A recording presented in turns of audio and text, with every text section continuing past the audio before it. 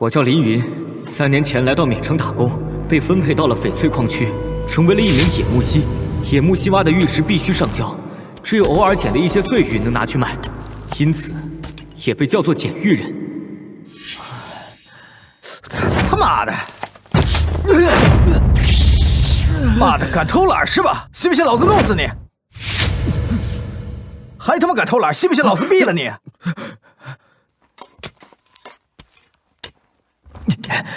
在这里打工，人命是不值钱的，他们真的敢杀人。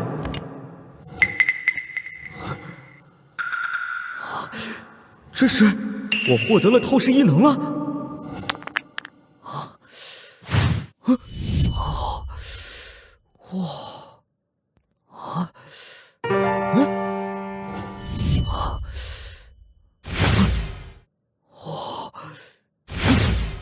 我靠，还有空间异能，这我不发达了吗？下午的时候，我得到了透视异能，还捡到了一枚玉石，不知道是不是我的幻觉。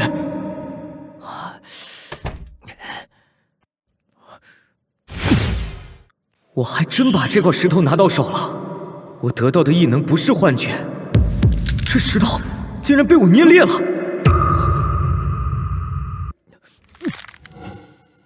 我靠，竟然真的有裂，而且我这异能还包括神力啊！快开门！这么慢在里面干什么呢？快出来！不好意思，肚子不舒服。他妈的，就你事多！快回去睡觉！我一定要找机会逃出这里才行，否则白费了我这身异能了。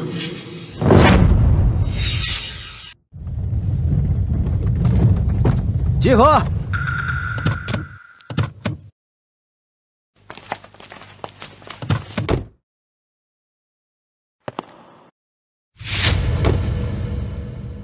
向八爷问好，八爷好，八爷好，八爷好。这是谁啊？排场这么大，他你都不知道？这可是大名鼎鼎的八爷啊！他是咱们这个矿区的老大，他后面跟着的那个老男人是他的手下鬼眼七，是个鉴别原石的高手。据说所有的原石只要经过他的眼，就能够分辨是好是坏。八爷和鬼眼七这次来，是为了选出废料丢掉，把好料子拉走。我倒是可以从中找一个机会。开始吧。是八爷。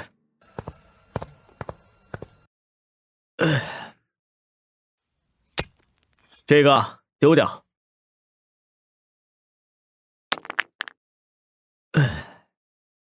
这个丢掉。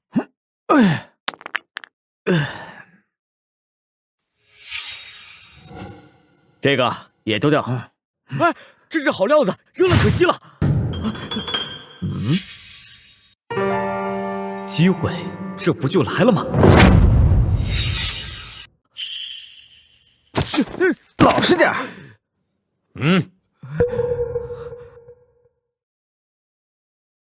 八爷，您别听这个野木犀胡说八道，你懂个屁！竟敢在这儿把石头拿过来。八爷，你是。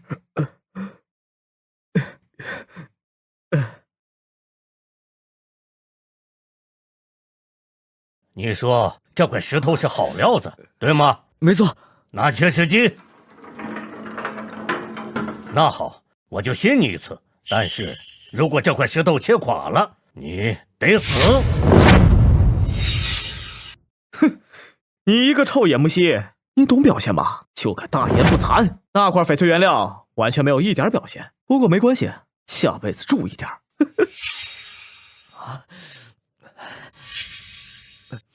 八爷，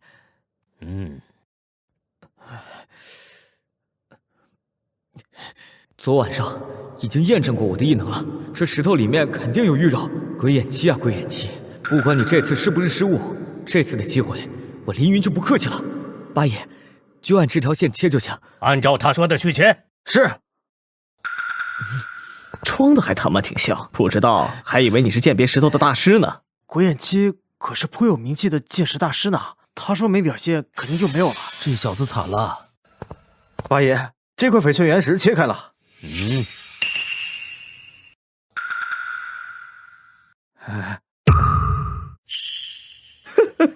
这就是你说的好料子啊！下辈子注意你这张嘴。哎，等一下，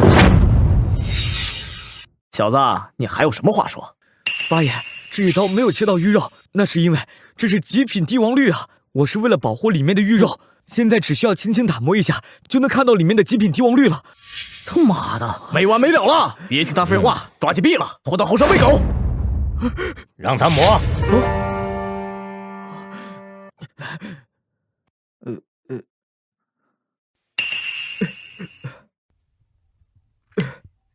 八爷，这小子就是在信口开河啊！不要跟他浪费时间了，直接杀了他，继续干咱们的事情吧。咱们明天不是还要去里昂市场参加？只有顶级帝王绿才会一点一点磨开，这石头该不会是真的帝王绿吧？这不可能，他要是有这眼力劲儿，能和咱们一样在这做野木犀？八爷，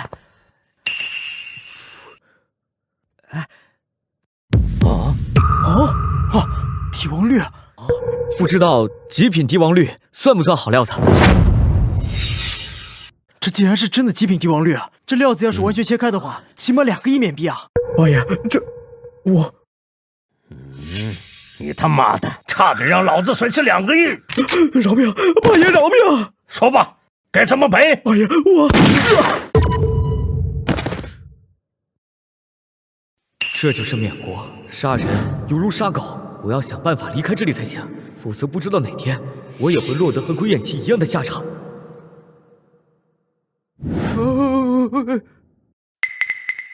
你叫什么名字？回八爷，我叫林云。林云。好，鬼眼七的活你来做，做完以后来别墅找我。是。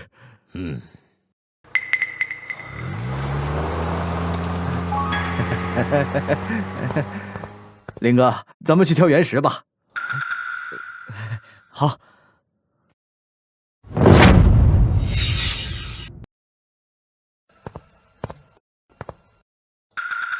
除了他，你们都出去吧。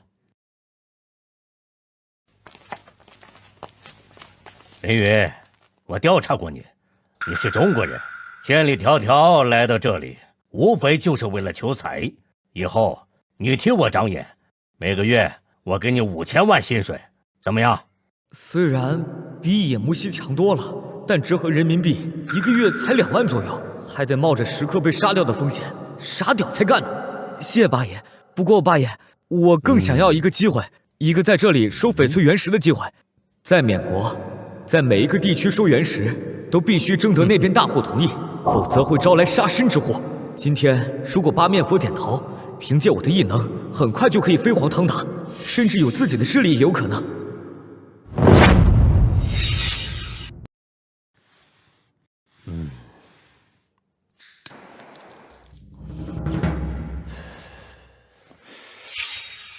林云，我喜欢你，因为你他妈的够贪，够贪的人绝不是池中之物。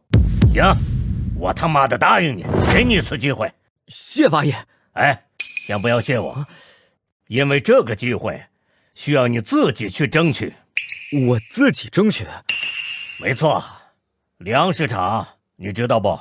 哦，是我们缅国所有势力都不踏足的3不管地带。明天会有几块表现不错的原石在那里拍卖，如果你替我把好的料子给拿回来，我就给你这个机会。相反，如果你让我亏了钱，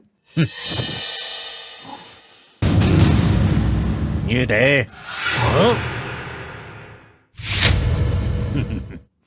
还好我觉醒了异能，不然我是真的不敢接这活呀。好。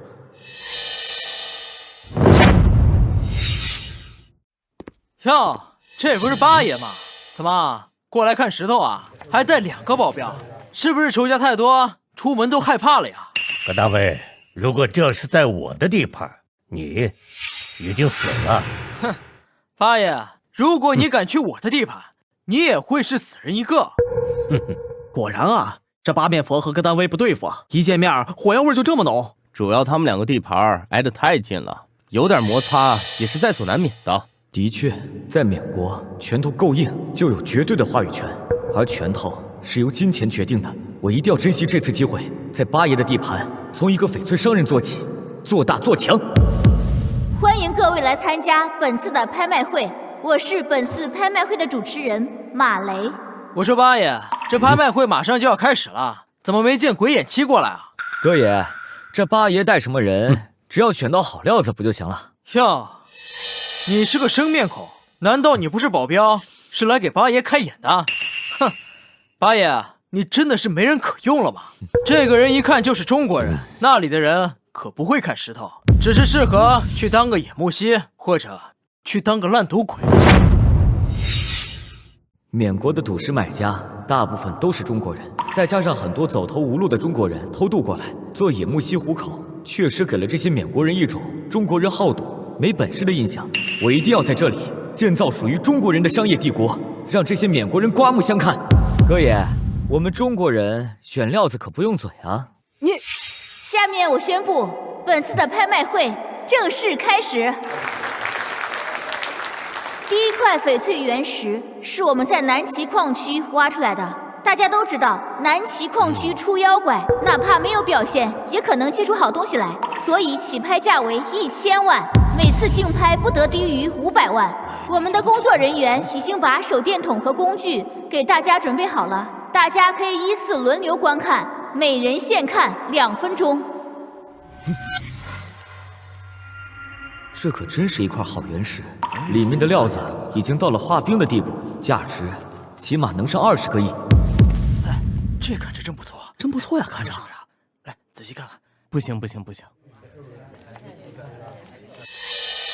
怎么看都不看？这是直接投降了吗？因为不需要看。哼。八爷，我可以做主吗？我出1个亿。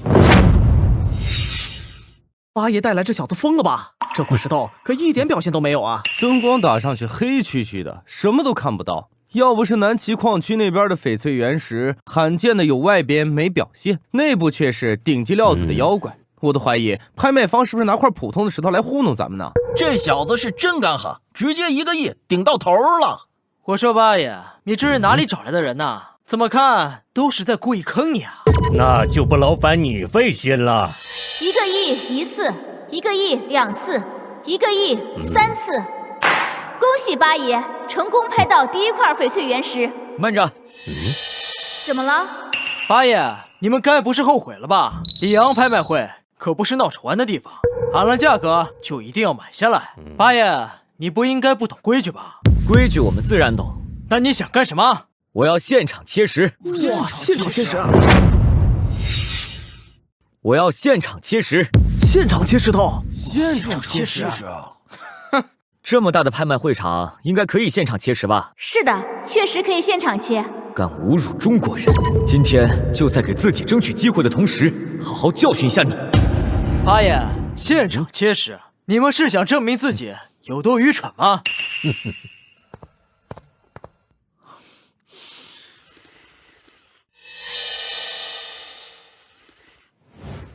麻烦按照我画的线切。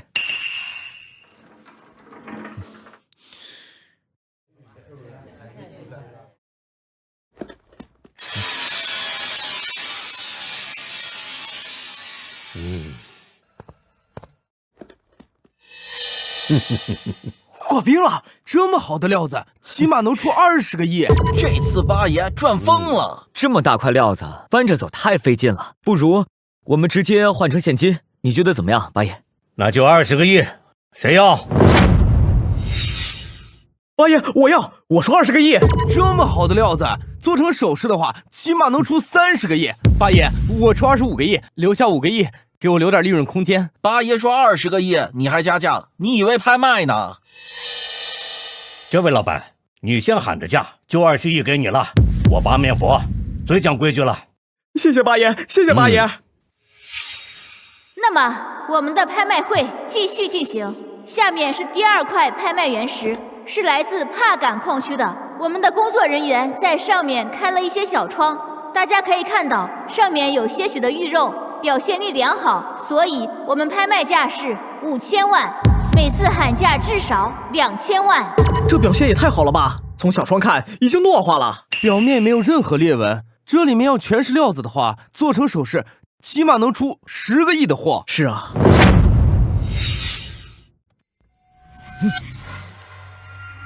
这种故意在原石上开几个小洞，给人看到里面若隐若现的玉肉，在缅甸国被叫做流氓窗，因为这种原石会比原封不动拿来卖贵，切款后代价也会更大。眼前这块原石玉肉只有1层纸那么薄，谁要是买走，那肯定气得3天下不来床啊！我出1个亿。八爷，这块料子我要定了。既然哥爷那么喜欢，我们就不跟你抢了。怎么，八爷你们买料子全靠运气吗？这种有表现力的反而不敢买了。八爷，是不是最近手头有点紧啊？我们不是不敢，而是我们只买好料子。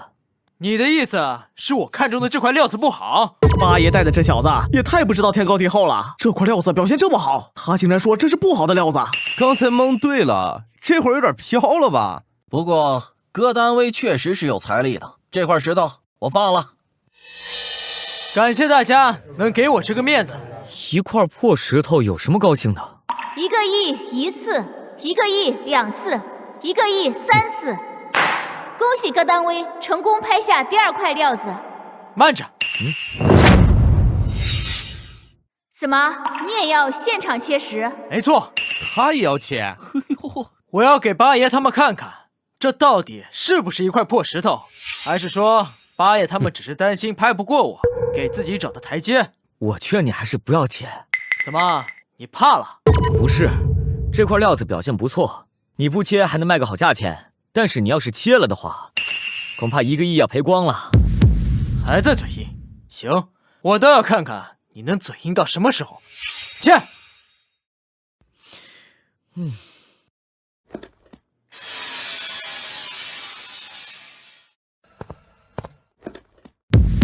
呦呵，血本无归呀，这怎么这样？这怎么样，哥爷，切垮了吧？我都劝过你不要切了。你找死！各单位，在里昂这个地界，你该懂规矩吧？好。看来这小子还真是有点东西啊。怪不得八爷不带鬼眼器，带这小子来呢。接下来的这块石头同样来自于南岐矿区，起拍价是2000万，每次加价不得低于500万。可以收网了，我出1个亿。我出1个亿这块石头。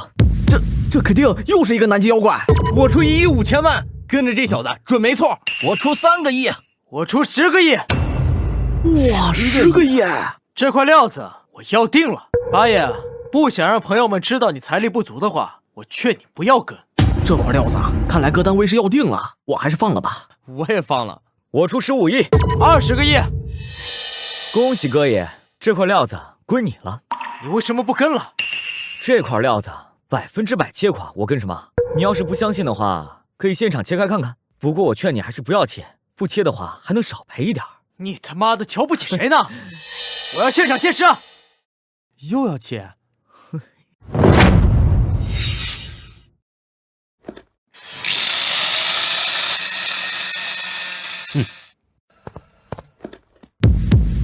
看来哥爷这次是打眼了。这20个亿垮了呀！哎，好，你小子有种，以后看料子的时候小心一点。要是有一只脚越过了哥卡矿区，我一定会把它剁了。慢着，我也告诉你一句话，我们中国人不是那么好欺负的。走，这就走了。嗨，走吧，我们也走。这次里昂拍卖会，你帮我拍到了很多好石头，还教训了各单位。我八面佛，说话算话。以后在我八面佛的地盘，你林云可以做玉石生意了。多谢八爷。有了八爷点头，加上我的异能，从此海阔天空任我飞。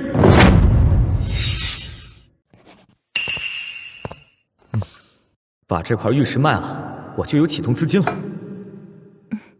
小帅哥，这玉石已经有弄坏的迹象了，你打算卖多少？哎，老板，我呢也不多要，就要1000万，这石头我就卖你了。虽然已经有糯化的迹象了，但并未完全糯化。1000万，看不到，这最多呀，加工成几个戒指。老板，你好眼力啊！你就高高给吧，以后我还有好料子，我都给你送来。看你的模样，应该是中国人吧？啊，我是中国人。好，中国人不坑中国人。我最后给你一个价格，700万。要是再高的话，我确实看不到。这个女老板给的价格确实可以了。有了这700万后，我就可以凭借自己的异能，再去雷打矿区周围的村子里收一些好材料，来回几趟，手里的本钱就会越来越多了。好，谢谢你啊。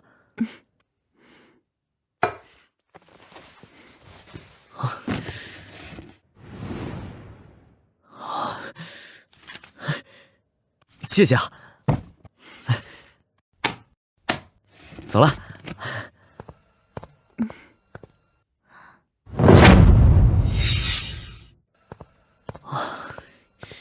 我的本金不多，还看不起南湾市场的料子，倒是可以去附近的村子里，凭借我的异能收一些好料子来卖给赵满，积累更多的本金。不过在此之前，我得先去租一个房子，买一身像样的衣服，再买一个2手的破烂手机，否则到了村子里，那些村民觉得我没实力，可不拿好东西出来。哎，快点！老板，你看我这块石头怎么样？老板，来看看我的。老板，看看我的。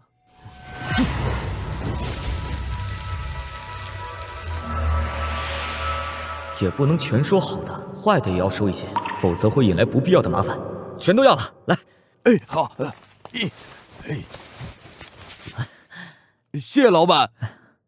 好的好的。哎，给，谢谢老板。哎，走了走了。哎，你们什么人啊？什么人？我告诉你，我叫纳巴。这一带村民们手中的翡翠原石都是我们几个收的。你胆儿挺肥呀，敢来收翡翠原石？这就是缅国，即便得到地方大佬的同意，拳头不够硬，也会被别人踩死。大佬们却不管这些，他们只管按你的收入抽走油水。我呢，只知道这是八爷的地盘，有了八爷的允许，去哪儿收都成。你小子竟然敢顶嘴，怕是活得不耐烦了吧？兄弟们，把他的腿给我打骨折，看他还怎么收翡翠原石！上！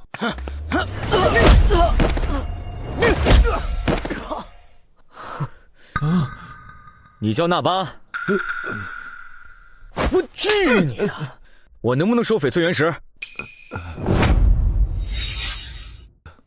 问你呢，我能不能收翡翠原石？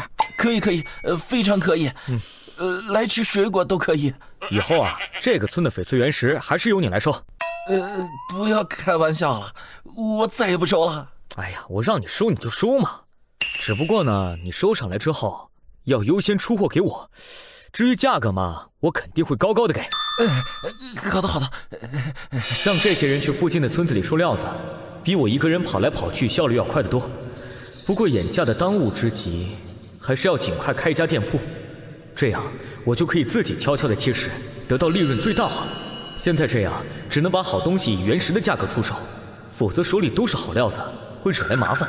好的，走，快走！唉，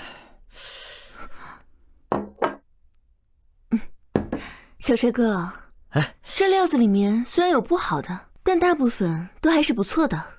这些加在一起，我给你7000万，怎么样？700万变成7000万，要是开个店铺，这赚钱的速度还能继续增加呀。赵姐啊，我可以给你算7000万，但是啊，你得答应我一个条件。小帅哥，你该不会对姐姐有意思吧？姐姐可是坚定的不单身主义者，你要是主动一点，也不是完全没有可能。你在想什么呢，赵姐？我呢是想开一家店铺，我想托你跟街道办的人说去。开一家店铺啊？开一家店铺起码需要2个亿缅币的本钱啊！开一家店铺起码需要2个亿缅币的本钱啊！不过这才1天，你就700万变7000万，倒是也有可能。行吧，那我帮你问问，你也可以去街上看看，有感兴趣的店铺可以告诉我。好，那我先谢谢赵姐了，我想办法搞进去。客气什么呀，都是中国人，中国人团结，要相互帮助，相互照顾。中国人最团结了。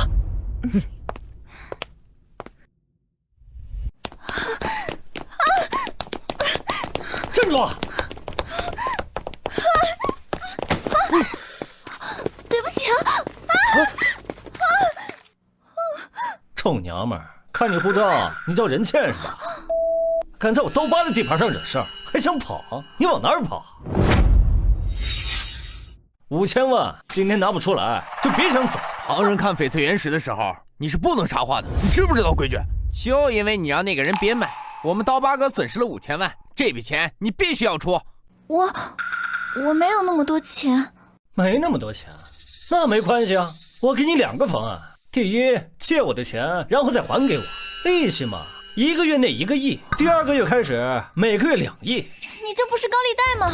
你以为你们大夏国的蚂蚁花呗呢？在缅国就这个利息。你也可以选择第2种方法，我也希望你选择第2种，那就是做我的女朋友。你们那块翡翠原石本来就值10万块，你们非要卖给那个人5000万，我就是随口说一句买贵了，我也没说错啊。臭娘们，你还说？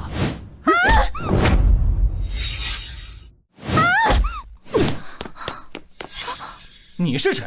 我是跟他流着一样血的中国人。那你找死！兄弟们，给我上！打死了我给你们找律师辩护。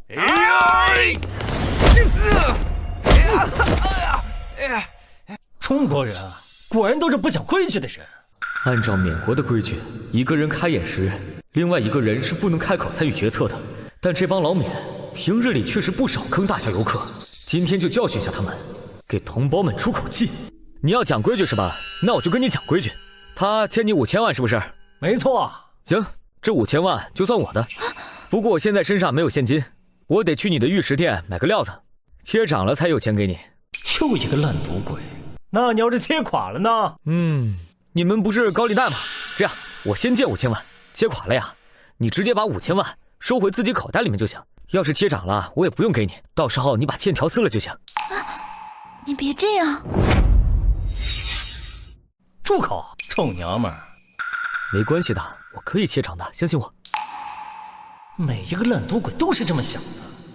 老板，你很讲规矩，我刀疤佩服。好，就按照你说的办。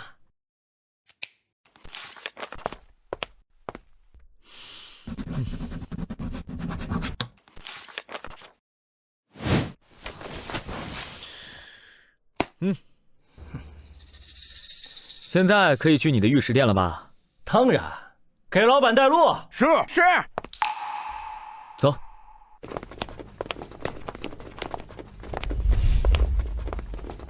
老板，请吧。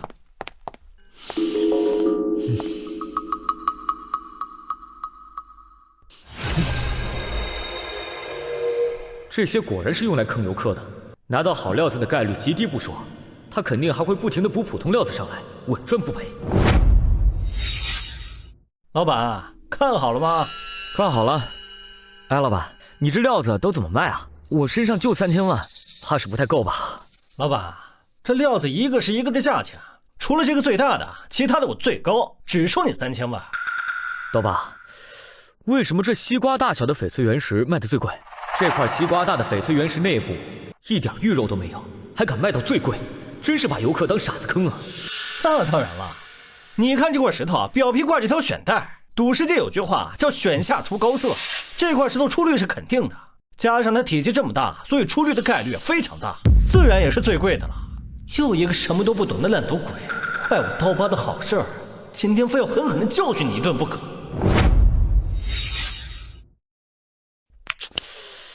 刀疤，其实呢，我不太懂赌石，但是我看你说的头头是道的，好像很懂啊。我能不能请教你几个问题？说。你看啊，这块石头上面是不是有这种选呢？就是很容易出玉肉的。那当然了，这块石头要2500万，几乎算是这些翡翠玉石中最贵的了。那你看这块，这黑黢黢的还那么小，是不是最不可能的一种？也是最便宜的。当然了，这块只要1000万，不如1000万，这么便宜啊？那我就要这块。你确定？确定。哎，老板，麻烦你帮我切一下，切涨了我好给你钱，是不是？给他切。这石头又小又没有表现，确实是不太像能出绿啊。这小子图便宜买的，肯定要垮。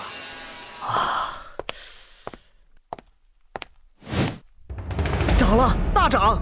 这水头已经糯化了，卖个8000万肯定没问题。老板，你这里收不收料子？要是不收的话，我就去别的地方卖，等卖了再还你钱。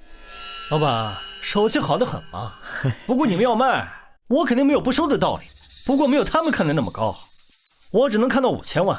这是发现我可能不是冤大头，要赶我走啊！但我们中国人有句古话，叫请神容易送神难。大家都说能给到8000万，你竟然就出5000万！那你们可以去别家呀，反正我看不了那么高。要么留下料子走人，要么去别家买完料子还5000万。我不想那么麻烦，就在这儿卖吧。别。老板，我这块料子可以卖给你，但是你看，借贷合同是不是就可以撕了？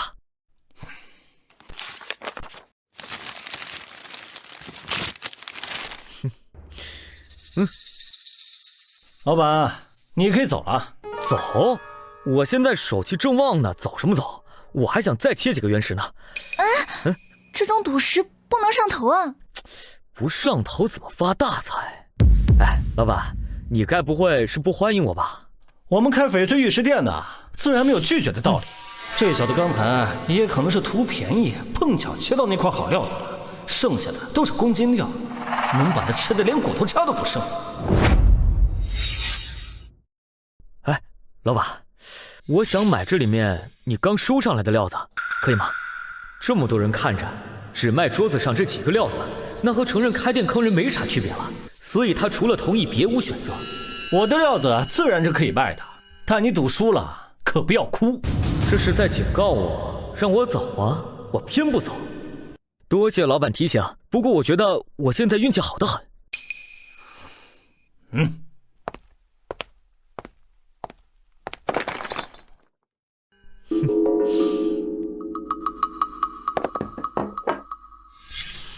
老板，你这石头也没有你说的那些好原石的表现啊！你打算怎么卖？3000万。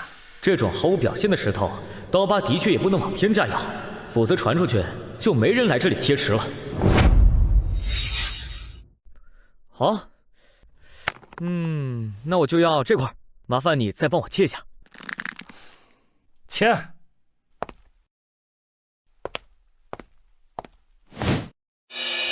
这已经到冰种了，至少能卖1亿3000万。老板，这石头1个亿，你收不收？收。行，那我还要这块、这块、那块，我都要。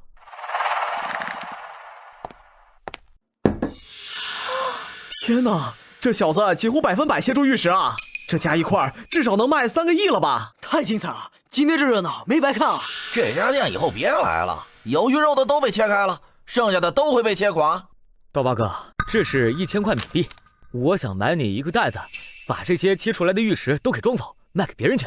我不仅要切你的玉石，我还要让你无钱可赚。老板，你该不会那么小气，连个袋子都不卖给我吧？给他拿袋子。哇，真厉害，真不可思议，真不可思议。就是说嘛。哇，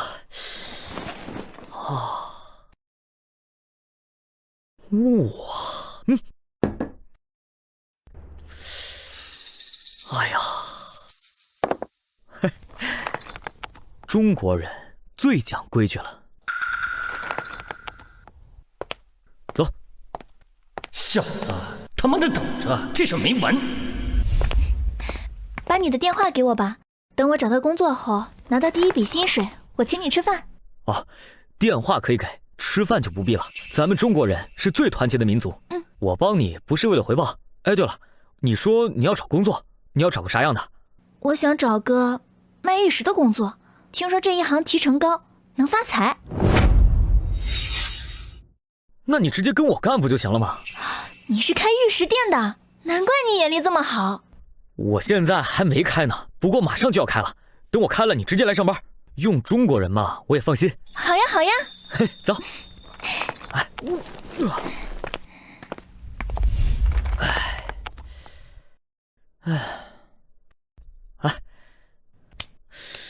小帅哥，你从哪儿弄到这么多好料子啊？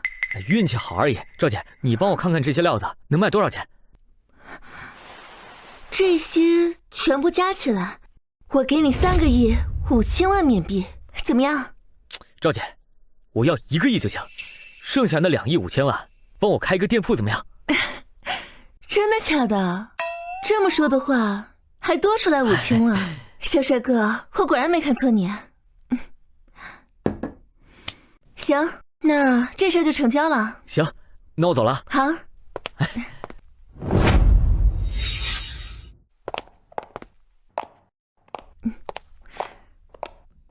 小帅哥，这间铺子的上一个主人就是卖玉石的，发达之后搬去帕敢了。按中国人的话说，就是这里风水也好，而且他把柜子什么的全都留下来了，到时候你就直接可以拎包入住了，换上自己的招牌就行了。你看看怎么样？还满意吗？满意，特别满意。满意的话，以后这个铺子就是你的了。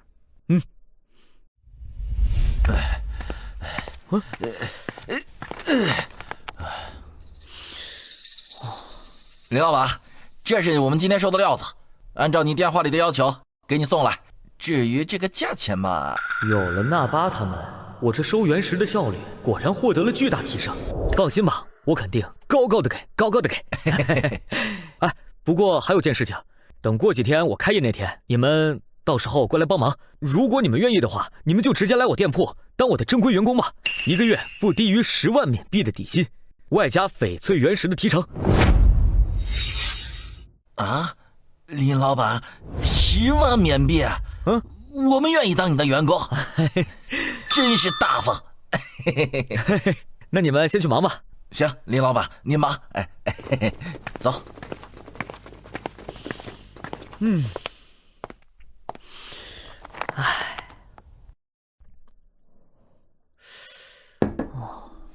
以后随着纳巴他们持续给我提供料子，我的料子数量肯定会越来越多，还要去租个大点的仓库才行。到时候还要雇一些人看着。可惜我的异能空间太小了，否则可以存在这里面，绝对安全。唉，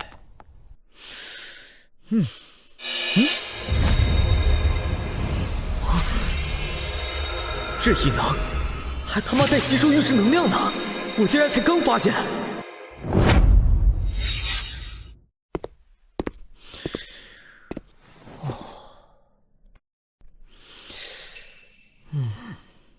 吸收完能量后，就可以增加我的异能空间了。这可真是瞌睡了送了个枕头。异能，我爱死你了！可以吸收，应该也可以把玉石的能量给注入到翡翠原石中吧？竟然真的可以！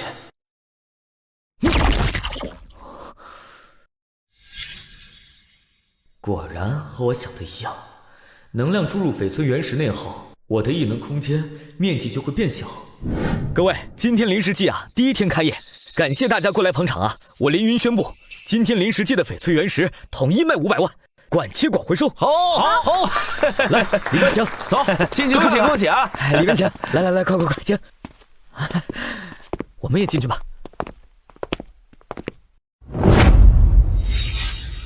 林老板，新店开业，恭喜恭喜啊！刀哥，大驾光临，不知有何贵干？谈不上贵干，只是看林老板开业来捧场。不过看林老板你这架势，不欢迎啊！哎，刀哥呀，你能来捧场，我怎么能不欢迎呢？这些石头全部都是500万一块，对吧？对，估计这个人是个鉴定玉石的高手。刀疤这次是带着他来找场子的，本来都不想打这个刀疤的脸了，没想到他非要伸过来给我打，这可是有点盛情难却了呀。左眼先生，请吧。这个人竟然是玉石鉴定专家左眼。9万市场的普通店铺是不会有左眼这种专家级的人来开眼的，肯定是刀疤花了重金聘请左眼过来的。林老板看来是和刀疤有仇啊。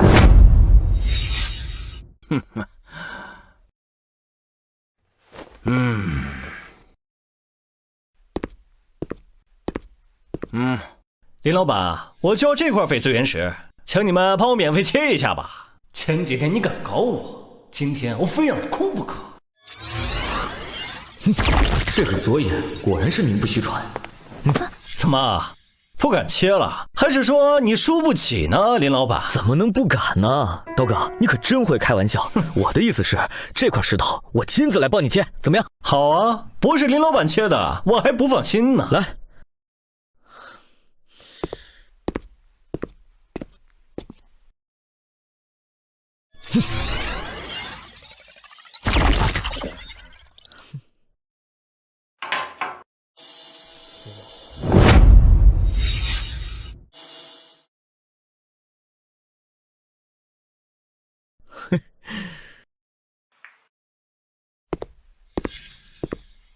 哎，刀哥，垮了。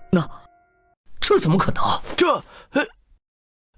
这块石头表现可以，里面一定有好料子的呀，怎么会一点玉肉都没出呢？左眼先生，你确定这块翡翠原石会有玉肉？我确定。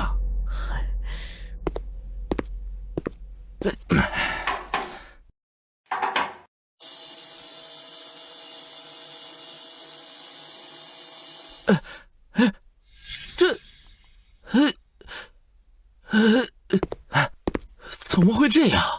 这实在不应该呀！刀哥，怎么样？还要不要继续切啊？哦呦，继续！哎，慢着，什么意思啊？刀哥，这个你得先把上一个翡翠原石的500万给我，我这可是小本生意，概不赊账。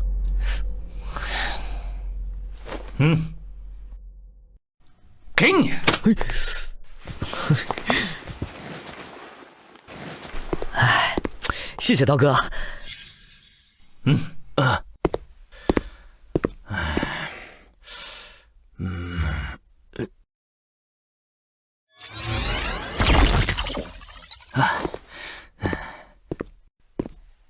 这个左眼还真是有点实力的，要是我没有异能，今天可真是要栽了。刀哥，确定是这块翡翠原石啊？来。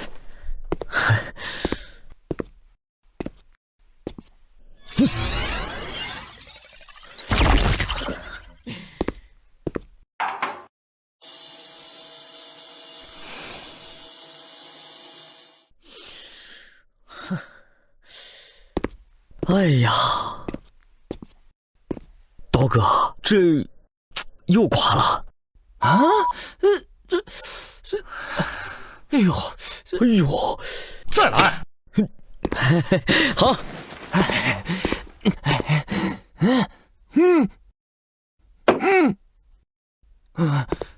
这个，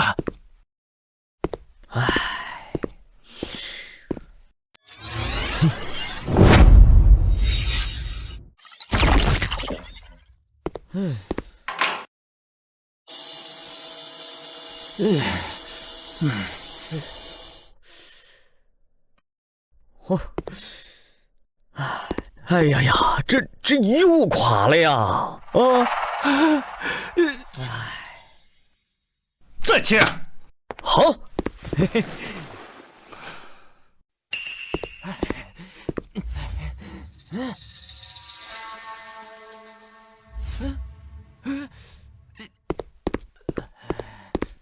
这个，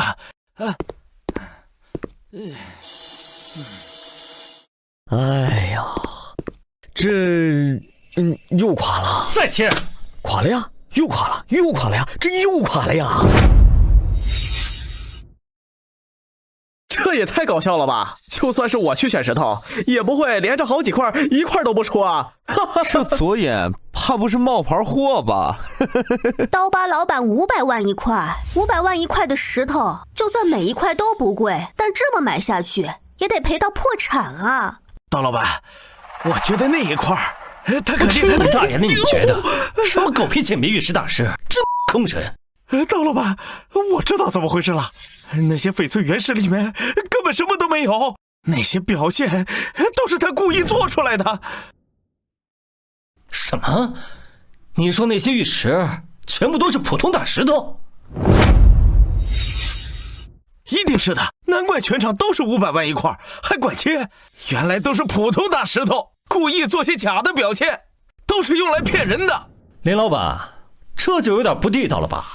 在这角湾市场，你玩这一套，这林世纪不会真的用假的来忽悠咱吧？开业第1天就用假的石头来忽悠人，我看可以直接关门了。看林世纪的老板怎么说。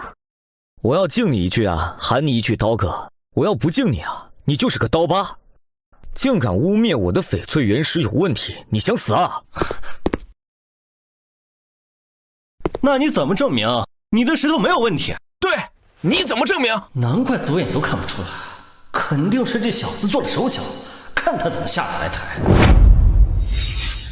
如果我的石头有问题的话，你们呢想怎么样都行。但是我的石头没有问题，那我要你从此以后滚出角湾市场，你敢吗？在美国，你只有比别人更狠才行，否则别人会以为你是软柿子，随意拿捏你。左眼的名声也是这么多年闯出来的，不可能一块好料子都看不出来。这个林云肯定是在这儿，老子和他拼了！好啊，有本事你就证明你的石头没有做手脚。这个简单。诸位，刚才买过石头的可以过来切了。林老板，麻烦帮我切一下。好。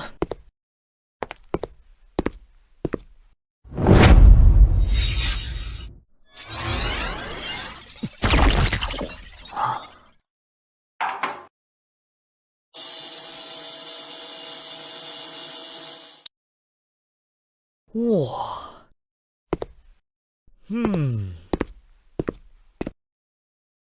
涨了，真的涨了，大涨啊！恭喜你啊！你要是想回收的话，去找纳巴，他肯定给你估价高高的给，放心。哎，林老板，我也要切石。行，我现在就给你切啊。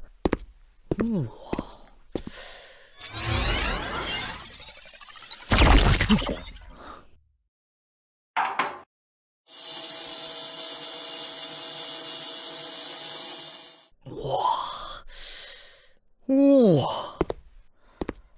啊，大涨！来，太好了，谢林老板。这可是我第一次大涨啊，太激动了！林世纪的翡翠原石质量也太好了，以后啊，买翡翠原石我就认林世纪。各位啊，咱们呀都好好感谢一下刀疤老板，要不是他找了一个什么左眼，把那些不好的石头都选走了，给咱们留下好的，咱们呀不敢谢他感谢谁，是不是？谢谢刀哥，谢谢刀哥，感谢刀哥。刀疤，我平生最讨厌人用手指头指着我，再敢有下次，把你手给你掰折。另外啊，你刚才说过，从此不继续在角湾市场立足了。我再在这里看到你，我把你场子都给你扬了。头爸，你也是角湾市场的老板，愿赌能教服输。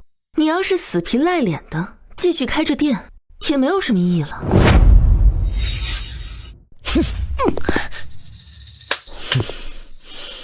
刀疤，你要是不想体面，我就帮你体面。刀老板，那小子肯定用了什么邪法，否则不可能这样。你小子跟他联合起来坑我，是不是？不，所以啊，你等着。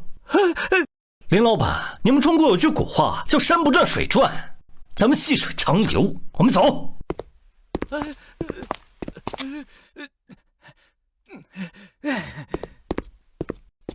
刀老板，记得搬店啊！要是人手不够，我找人帮你啊！各位，感谢你们今天的帮忙，我先干为敬了。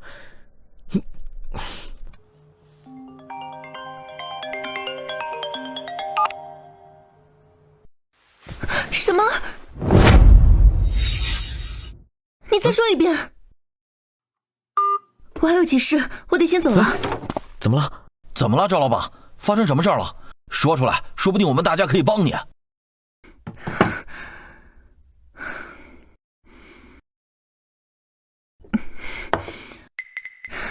可恶的波尼，他竟然设套害我弟弟。波尼是谁？波尼就是波尼赌场的老板。前段时间我弟弟从中国来缅国旅行，赌场的人把我弟弟骗到赌场，欠下了10个亿的缅币。波尼刚才打电话说让我最晚明天夜里去赌场赎人，否则他就要杀了我弟弟。我得赶紧回去凑钱。波尼他是一个没有原则的疯子，他真的会杀了我弟弟的。10个亿缅币，你现在身上钱够吗？我现在手里只有8个亿缅币，我得回去凑钱。咱们今天进账多少缅币？今天进账了有1亿缅币的现金，还有一些不错的料子，加上那些料子的话，差不多有2个亿。你马上回去把这些料子便宜卖出去，就要1个亿，然后再加上咱们的1亿缅币现金，给赵老板送过去。我马上去办。林老板，你这是……赵老板，你不用客气，你别忘了，咱们身上流着相同的血，咱们都是中国人，就讲2个字：团结。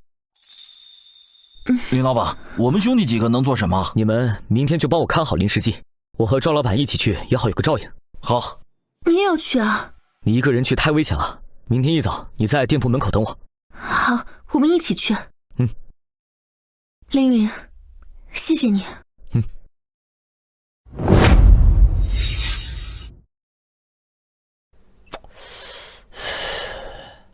波尼赌场所在的地区十分特殊，如果我贸然插手，相当于和各单位直接开战。虽然我不怕他，但一，这件事情我不占理；二，林云，你还不配让我去做这些。这就是缅国，人性是很残酷冷漠的，没有什么感情，有的全是利益。八爷，其实我这次来不是找你帮忙的，我是想跟你合作。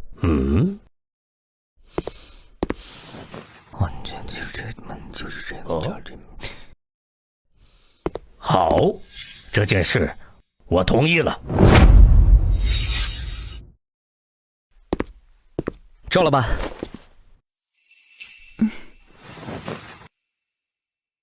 这里只要你有钱，哪怕你拿着枪大摇大摆地走在马路上，都是不违规的。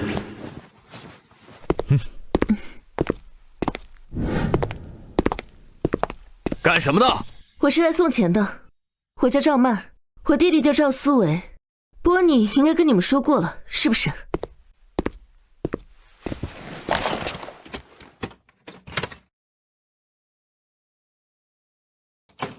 烂赌鬼那么多，每天都有来赎人的。什么赵思维，我们可没工夫认识他。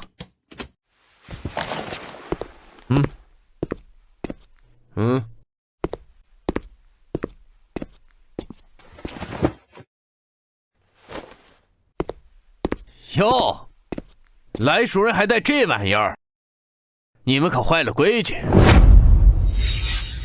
所以这玩意儿我得没收。枪就是拳头，在缅国这可是硬通货，他们可真是一点都不错过得到枪的机会啊！愣着干什么？进去！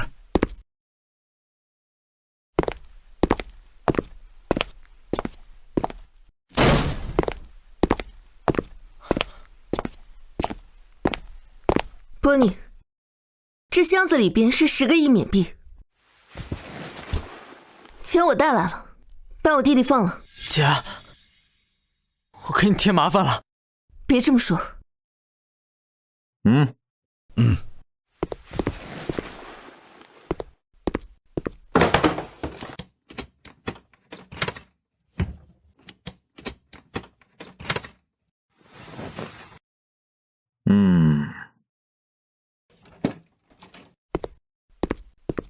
我波尼也不是不讲规矩的人嘛。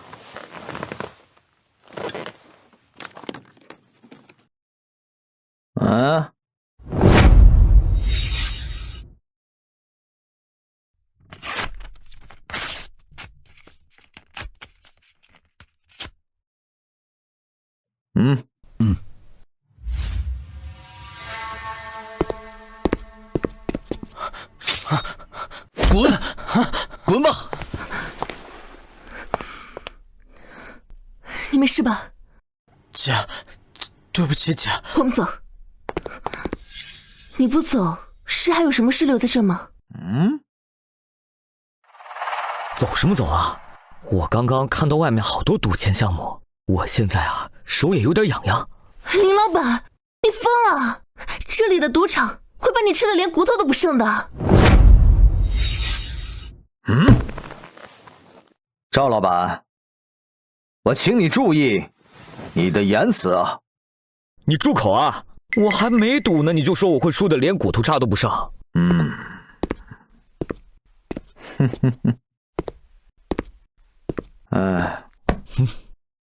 这位老板，你说的好，还没开始赌，怎么知道要输了呢？哎，对啊，走，我带你玩一玩。哎，波尼，我这个人呢，不喜欢玩小的，我喜欢玩点大的。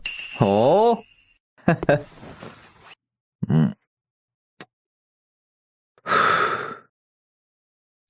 那我就带你去玩一个咱们缅国的特色吧。好啊，走走。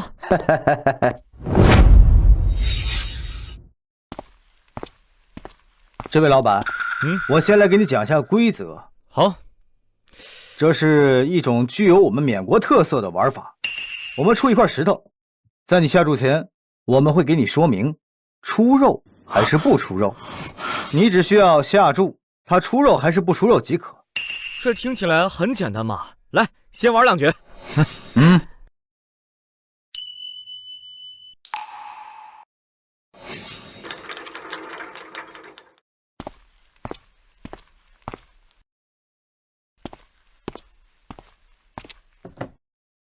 老板，这块石头已经开了天窗，透过天窗的确可以看到里面有玉肉。你只需要压住，从这里切开，会不会出肉就行。出肉的话，赔率是1比10；不出肉的话，赔率是1比3，请压住。不出肉的话，赔率是1比3，请压住。这个简单，而且收益也很高啊。当然，缅国特色。天窗下有这么大一个表现，诱赌距离天窗3公分处就可以。这种连个3岁大的孩子都知道怎么样，还把出肉的赔率定这么高，无非是想让人先尝到甜头罢了。那我就不客气了。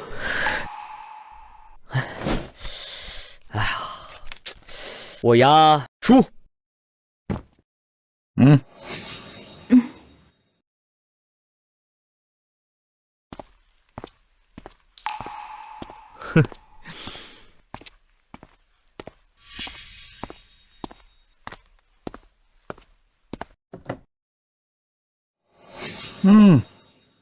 好，恭喜老板，这把赢了1个亿。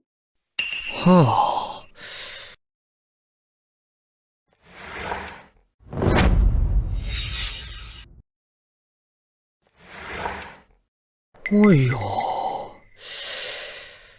哇，1个亿啊！这赢的也太简单了吧！姐，赶紧把你朋友拉回来，我之前就是这么中的套。凌云，别玩了，赶紧走吧。走什么走？我这才赢了1把，你怎么老是唱衰呢你？这位老板说得好，寿气正旺呢，不能让别人来唱衰。赵老板，如果你再啰嗦，我只好请你离开这家赌场了。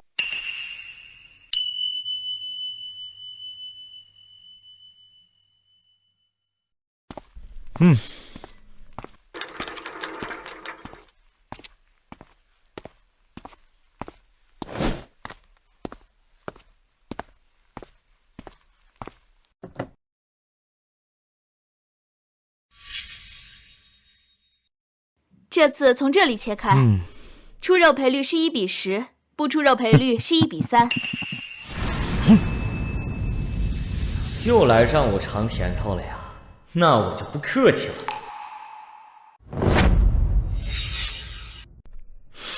这把我就压不出。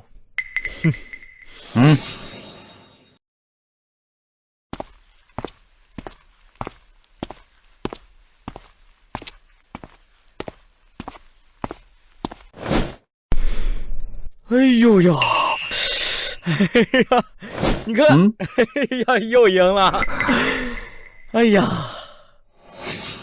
哇！我去，10个亿！这10个亿这么简单？哎，你看，哎呀，姐，完了，你这个朋友也完了。哎呦，老板，今天手气不错嘛，要不要试试玩个1比100赔率？1比100？没错，1比100。好，1比100赔率高，我要玩！来来来，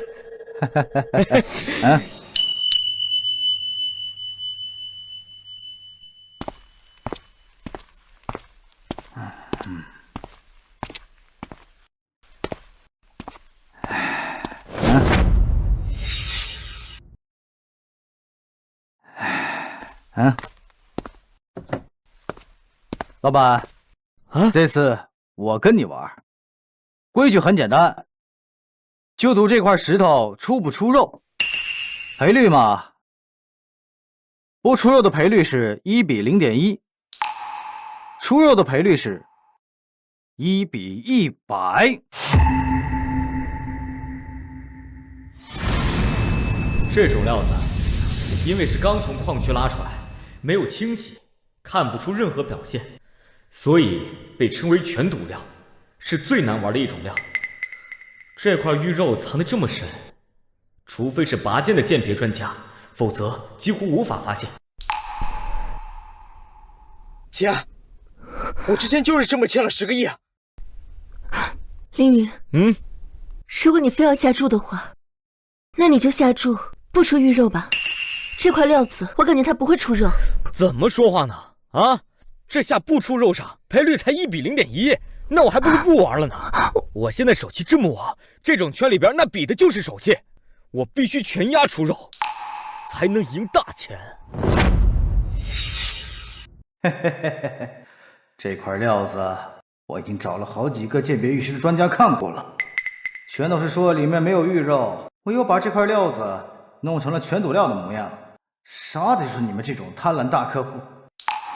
这位老板啊，说得好，富贵险中求嘛。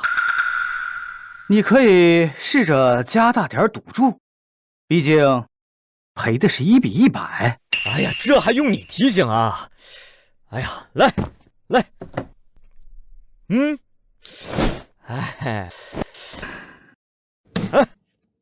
老板，这些不够吧？这1比100赔率的是有点不够啊。哎，布尼老板，你这有没有办法？搞到更多的钱？没问题呀。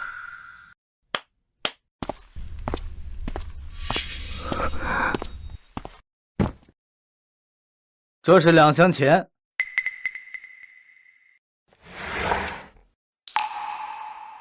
老板，这里是20个亿的缅币，你只需要在这合同上签上你的名字，就可以拥有这些缅币。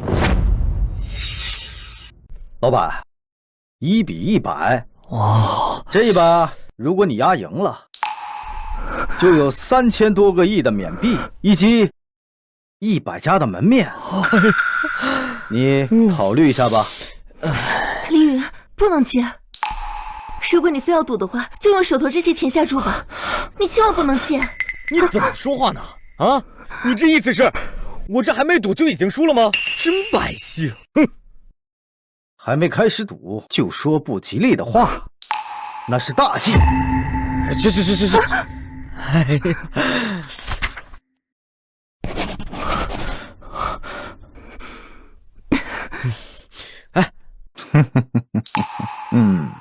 哎，老板，感谢布尼老板给我这个机会，我全部都压在出肉上。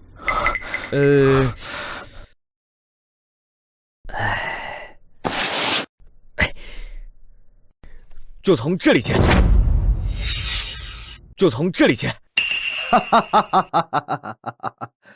这位老板，大气，切。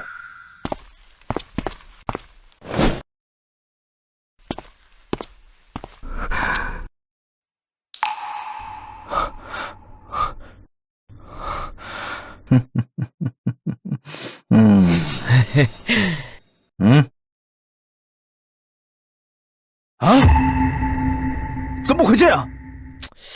啊？哦，我今天好像手气真的很好，全都赌中了。那么，布尼老板，我赢的这些钱，还有那100家赌店，是不是该给我了？没想到竟然在阴沟里翻了船。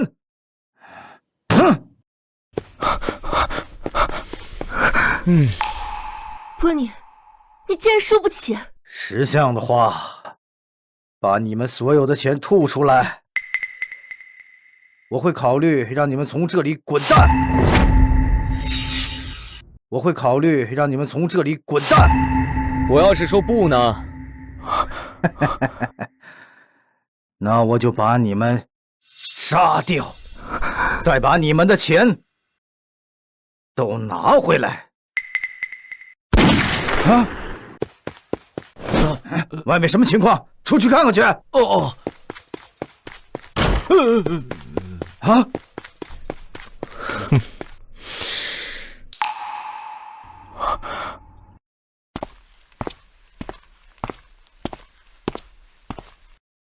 八面佛，好久不见，伯女。你这是什么意思？我的地盘，轮不到你来插手。你来我这里找事，难道就不怕戈丹威找你算账？扇他的脸！你敢打我？呸！伯女，戈丹威吓不住我，但你要再提起这个名字，我会杀了你，你信吗？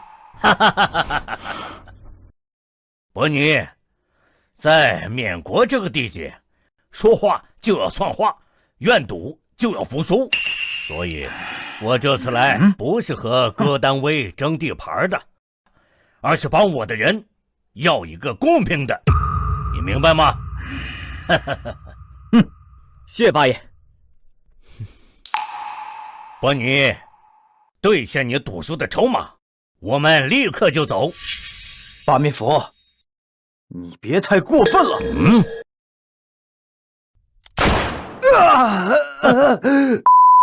既然你不打算主动拿钱，那就按照我的方法来吧。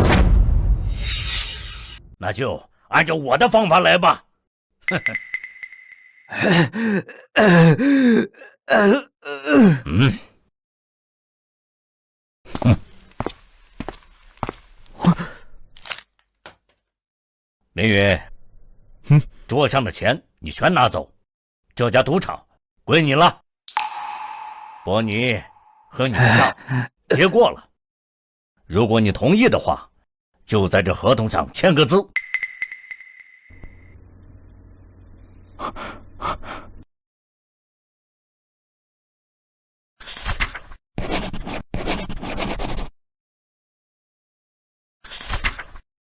八爷，您这个方案我很满意。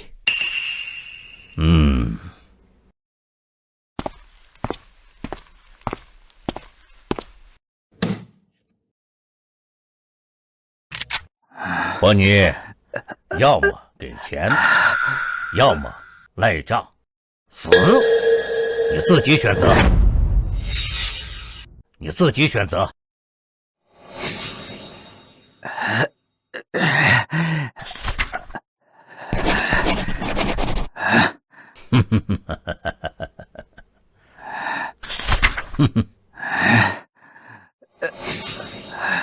现在这家赌场就是凌云的了。以前你们这里的员工有2个选择：第一，和伯尼一起滚出这家赌场；第二，留在这家赌场继续工作。不过你们的新老板会变成凌云。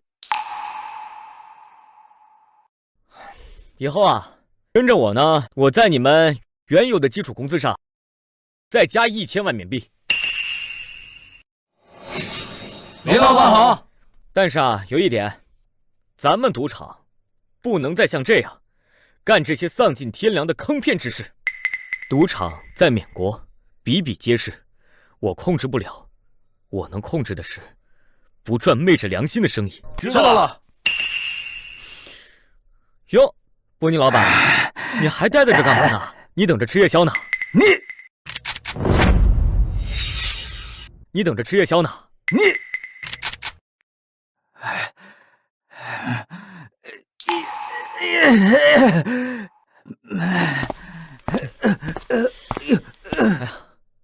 谢八爷。你不必谢我，我也是为了我自己。以后赌场就是我的地盘了，各单位也不敢来这里动你。你也知道自己该做什么。八爷，您放心，以后这里每个月利润30%我都给你交过去。哈哈哈哈哈！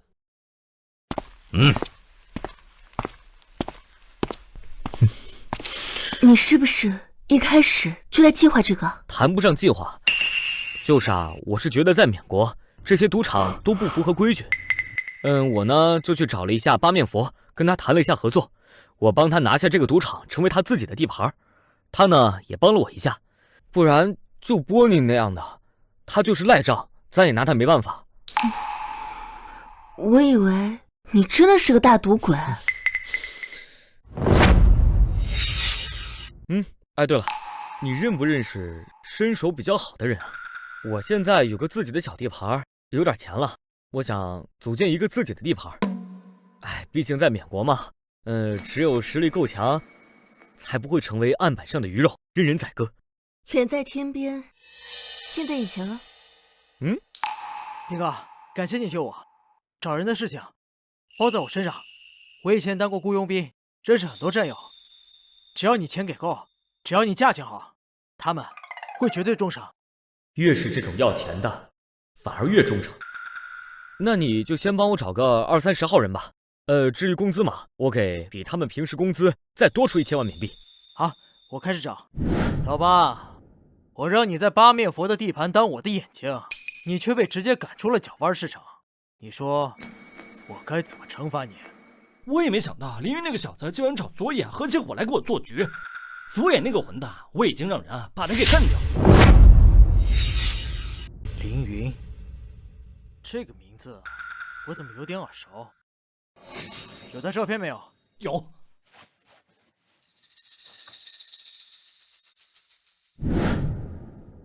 是他。哥爷，你认识他？哥爷，波尼求见，他的腿被打瘸了。什么？谁这么大胆，敢打瘸波尼的腿？让他进来。是。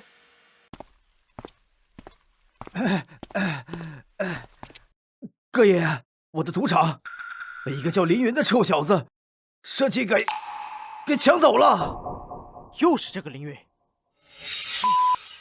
到底怎么回事？快给我讲讲。凌云，我弟弟已经把人找好了。行，你带我去吧。叫林老板。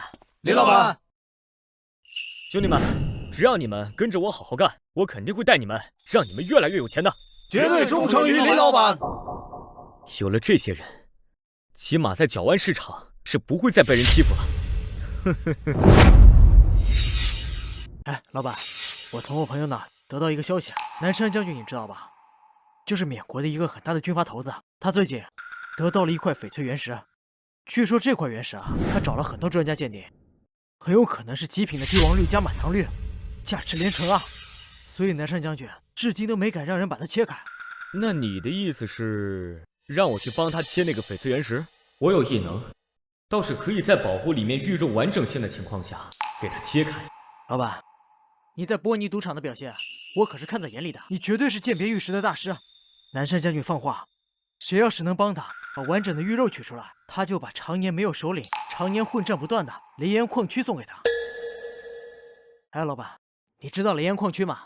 虽然那里常年混战不断，也没有首领，但雷岩矿区可是极有可能出极品玉石的，而且有南山将军撑腰，矿区会迎来更好的发展，这可是千载难逢的好机会。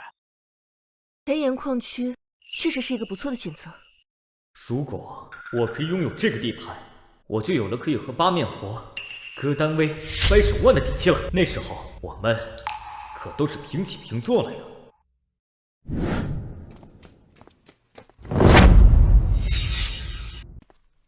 哎，林老板，这是按照你的要求，我去买的军火。行，你现在就给兄弟们分了吧，然后咱们现在就动身前往南山将军地盘。八面佛一定会找我帮忙，一定要在他到达之前到达南山将军那里。兄弟们，拿家伙！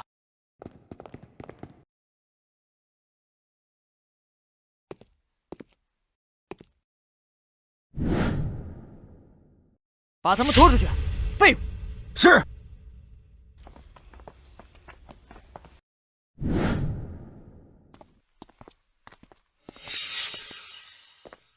哥爷，现在要不要我们去把林云抓过来，任你发落？抓？怎么抓？他的赌场由八面佛罩，难道要和八面佛直接开战吗？在缅国这个地界，如果不是拳头足够硬，就必须要按照规矩来。所以，把秃鹰喊进来吧。我们先去南山将军那里，只要得到了雷岩矿区，我们的实力就远超八面佛。到那个时候，我们就暴力的、毫不讲理的吞并八面佛。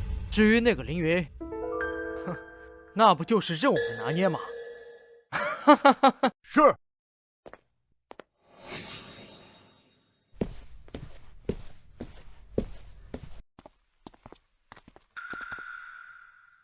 参见哥爷。秃鹰，咱们出发吧。好的。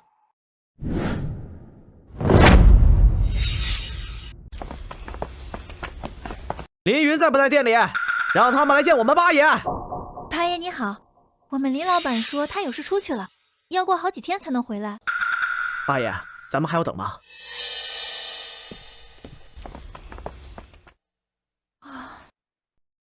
哎呀，现在不愧是赌场老板了呀，连女朋友都谈上了。不过今天你这条狗怎么没和你的主人八面佛一起了？是不是被八面佛给抛弃了？丧家之犬！哎，八爷，怎么这条狗你不用了？是不是用的不顺手啊？每个人都有追求出头的机会。不是吧，李老板，你这是要单独参加这场食王大会？怎么，你也想要雷岩矿区？我建议你还是撒泡尿，照照自己什么德行吧。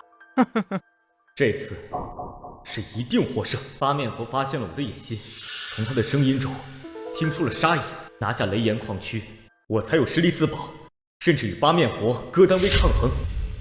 哥爷啊，里昂市场之后，你怎么还是那么喜欢用嘴看石头？还敢提这事，老子崩了！哥爷，这里是南山将军的地方，不要因为这小子和南山将军撕破脸。小子，你等着！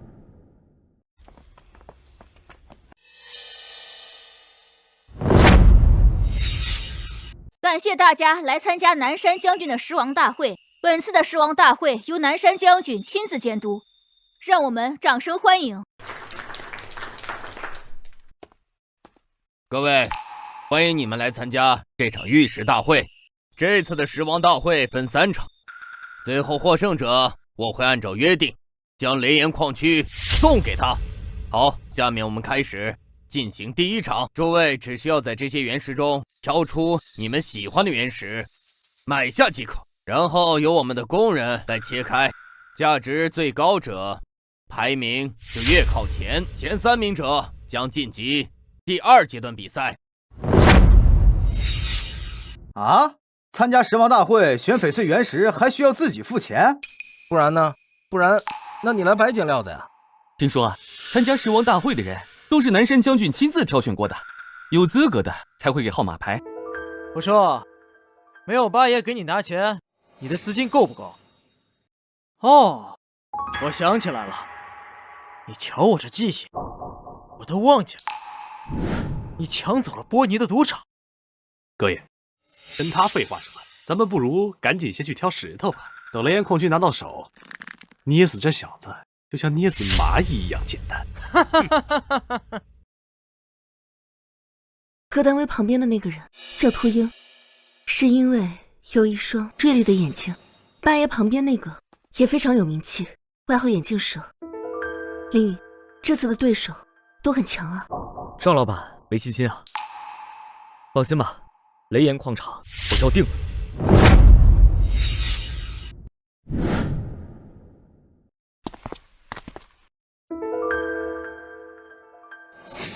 不愧是南山将军拿到的料子，出肉率已经高达90%以上了。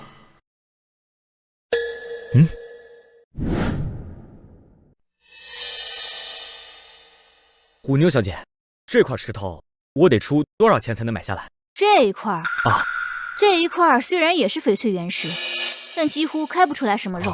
我们是准备拿它来垫桌子的，但桌子太平，所以就没有用它。凌云，这明显就是一块废料啊！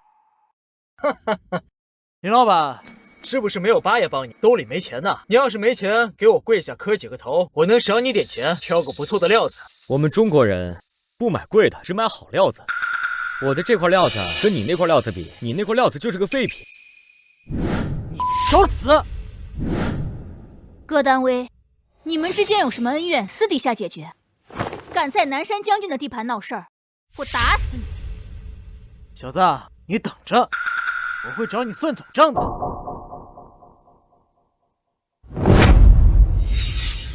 这位老板，你确定要买这块垫脚石吗？确定，这可是好东西。那行吧，那你就出50万缅币吧。50万缅币算是废料的市场价。南山将军的确有军阀投资的做事风范，没有坐地起价那些贪小便宜的行为。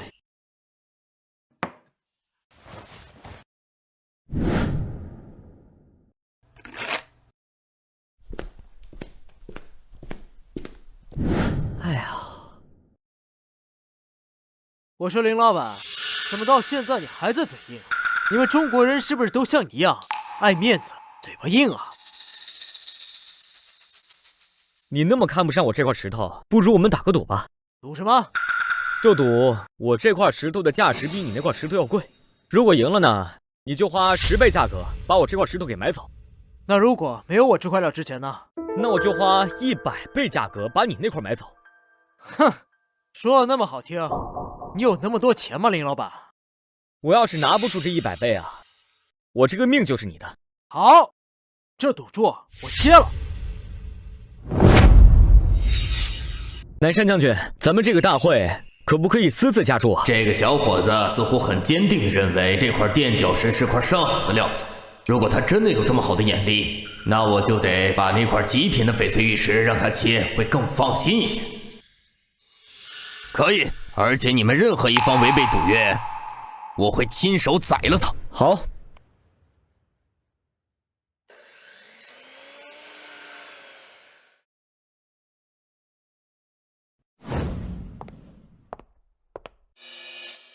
奈奈温小姐的料子冰种8000万，昂山先生的料子诺化冰种价值6000万，王先生的料子冰种6000万，赵小姐9000万。哇！戈丹威先生的料子玻璃种价值1亿6000万，超过了刚才领先的八面佛，是全场最高。八爷，不好意思，我抢了你的风头了。哈哈哈哈！林老板，现在该切你的垫脚石了吧？你可别忘记我们之间的赌注啊！哎呦，哥爷，我们中国人记忆力最好了，你还拿这件事情提醒我，是不是你们缅国人记忆力都特别差呀？葛大卫，你会不会说话？给我们缅国人丢脸！这要是在我的矿场，我舌头都给你割了。林老板，耍这些小聪明是没用的。等一下，你如果不能按照咱们的赌约，用100倍的价格买走我的料子，你就得死。哥爷，他那么小的一块石头，能切出来什么东西啊？倒不如好好想想怎么凑出来这160个亿吧。我看呐，还是洗干净了脖子比较好。他们中国不是有句古话叫引颈就戮？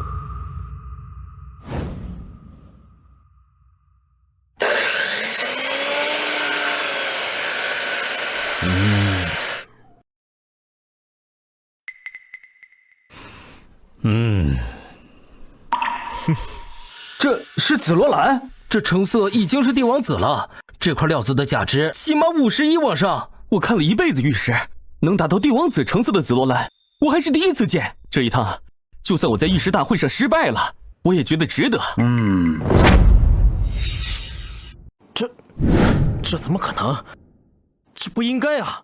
这就是块垫脚石，怎么能切出这么顶级的料子？凌云先生的料子，紫罗兰，帝王紫，50个亿。哥爷，我这块料子啊，价值50亿，比起你那块1亿6千万，你说你那块算不算是废料啊？你什么你啊？你连人家凌云料子的零头都算不上，还不是垃圾？哎，哥爷，我记得按照咱们的赌约，你可是得花10倍价格把我那块料子买走。是，我要用10倍的价格把你这块料子从手中买走。不过我现在没那么多钱，等我回我的矿区。你耍南山将军呢？我给，我真给，但我现在没那么多。这样，我现在立刻安排人往我的银行卡里打钱，这总行了吧？这还差不多。各单位500个亿。狮王大会结束后，如果你没有把这笔钱打到凌云先生账户上，我保证你回不去你的地盘。好的，我懂，我懂。我宣布，狮王大会第一场的获胜者是凌云、戈丹威、八面佛。太好了！好，那么现在进行第2场。下面这场由凌云、戈丹威还有八面佛，他们3人分别选择3块不同的原石，然后自己来切石，切出价值最高者为胜，将进入下一轮。这次比的竟然还有切石，这下可是有难度了呀！就算这翡翠原石有好的料子，但是也不一定能切好啊。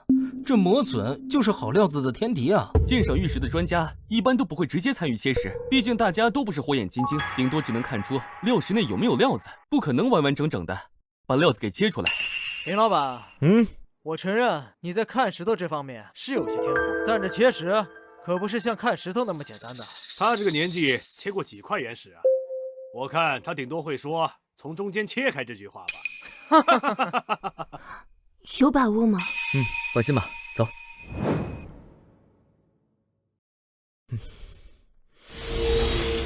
这是满堂绿。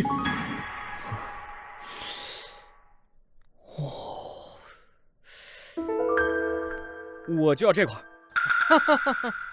涂鹰，你看，我就说这小子运气的成分比较大，竟然挑选了一块这么小的翡翠原石。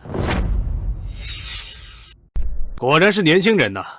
他既然能挑这么小的原石，不过确实，石头越大容错率越高。要我也会挑那块馒头大小的原石，这样里面的玉肉越多，切出来的效率越好。不过这需要非常精准的切割才可以。他以为他有透视眼啊，竟然挑这么小的石头。哎，凌云，他们说的也不是没有道理，要不咱们还是选一个大点的翡翠原石，这样会比较好切一点。选一个大一点的？开什么玩笑！这一场比的是谁切出来后保留的价值更高，切得完整也是为了这个目的。我这可是满堂绿，完整切出来价值连城啊！就这块了。大爷，这一块吧，戈丹威他们说的没错。料子越大，容错率就越高，毕竟这是切石，不是开眼。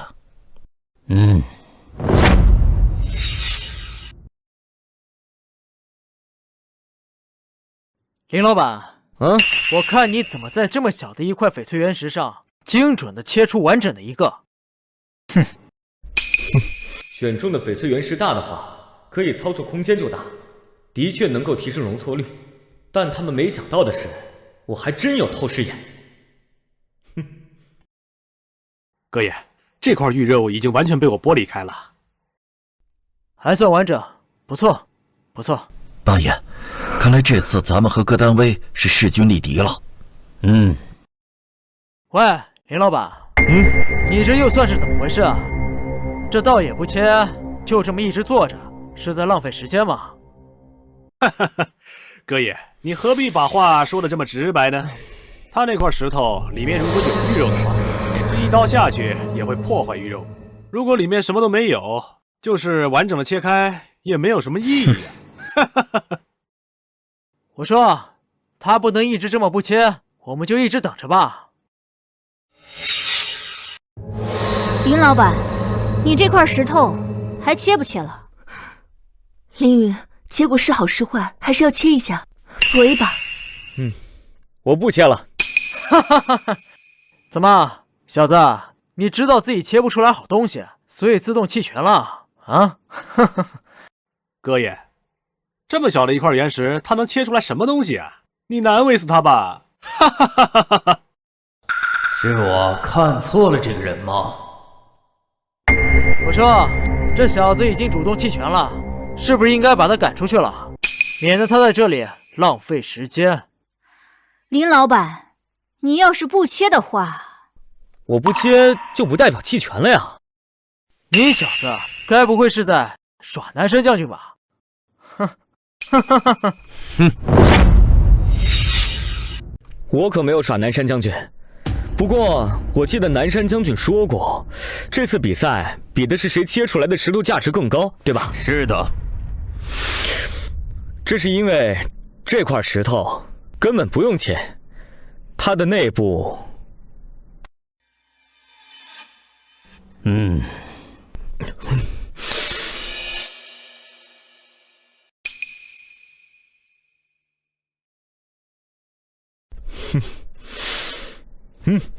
这满堂绿。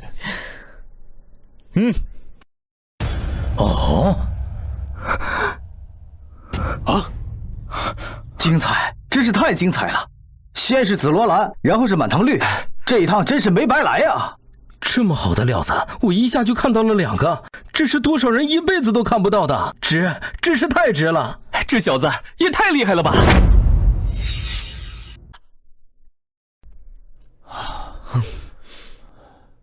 满堂绿，哈哈哈，真是百年一见呐！如果不是你用手搓开，要是用机器，肯定会破坏这个满堂绿啊！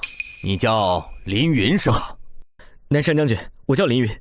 好，这场比赛胜负已定，你可以进入第3场，也就只有你可以进入到第3场。葛大卫，看来咱俩这势均力敌的石头，不需要非得比个高低了。哈哈哈哈！你是干什么吃的？连这么一个臭小子都比不过？哥爷，我……好，下面我们来进入第3场比赛。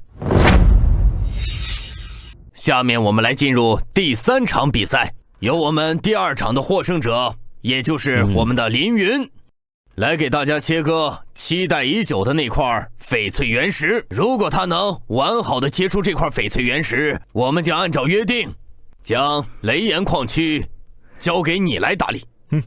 但是如果你把我的翡翠原石切坏了一丁点儿，我将亲手宰了你。凌云呢，有些东西是需要拿命来赌的，你可否明白？明白。好，你想好了吗？好。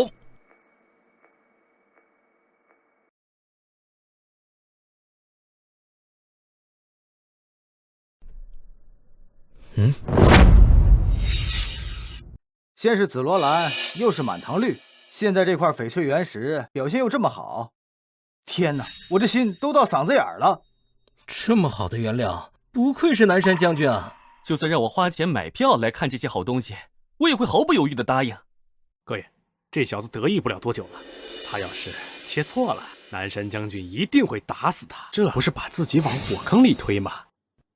哎呀，推你推，回去老子再收拾你！这小子连满堂绿都能搓出来，这么大的翡翠原石能有什么问题？这雷岩矿区让这小子拿到了。林老板，请吧。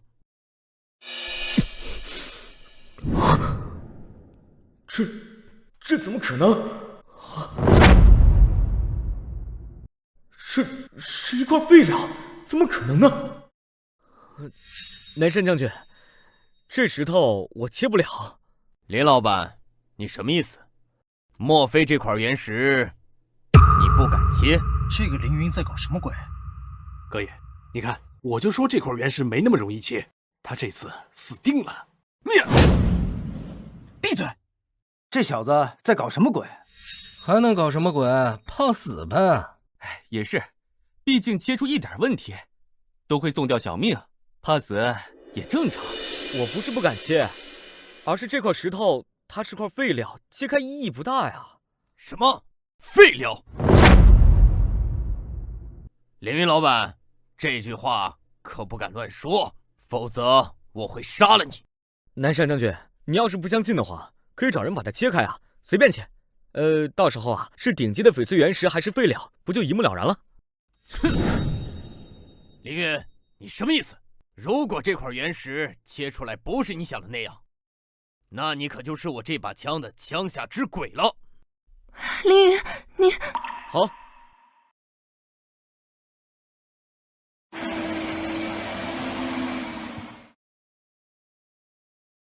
怎么会这样？虽然我不是什么鉴别玉石的大师，但是我能看出来，这块玉石的内部有什么问题。这好像是拼接的。谁胆子这么大，胆敢欺骗南山将军？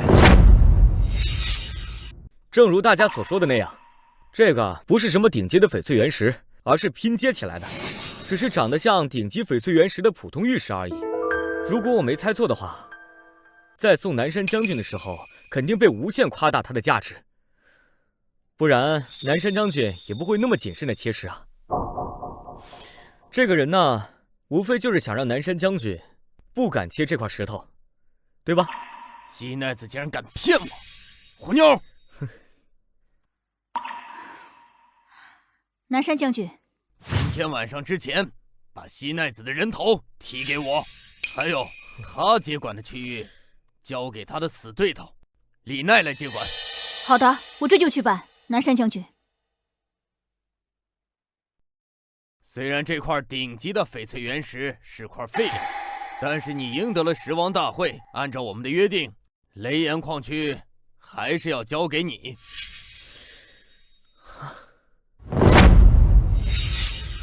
现在我宣布，雷岩矿区由凌云来接管。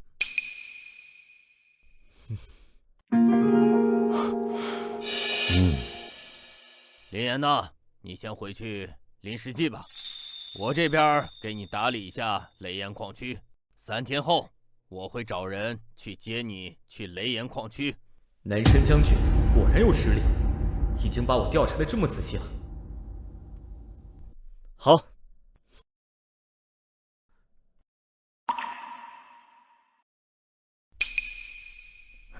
凌云，你竟然真的成了雷岩矿区的新主人了！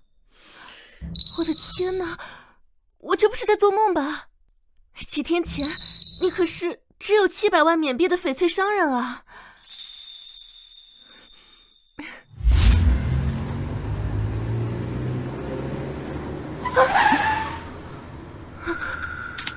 凌云，不会是你的仇人吧？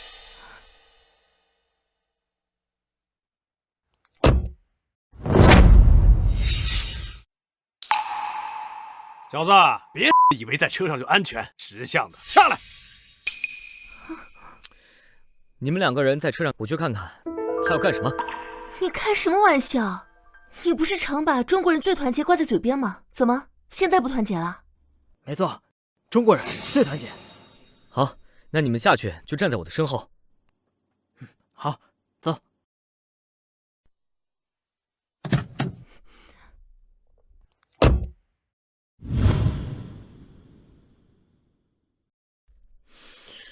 怎么，戈丹威没来？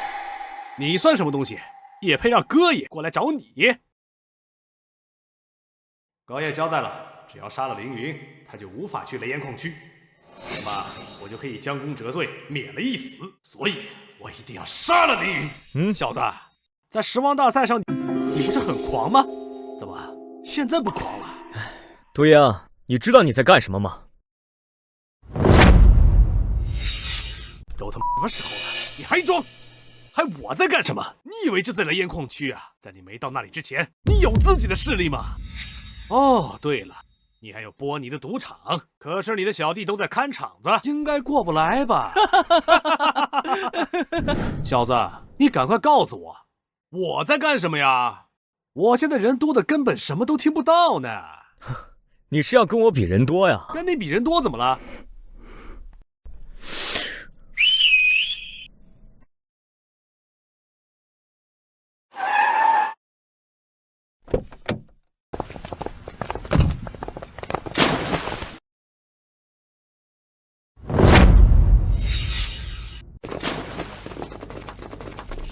这怎么可能？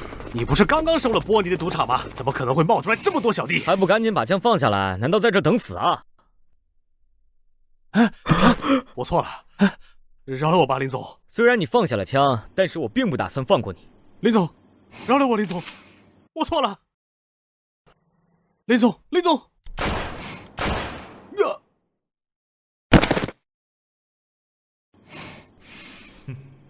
在缅国这个地方，要成大事，必须得学会杀人。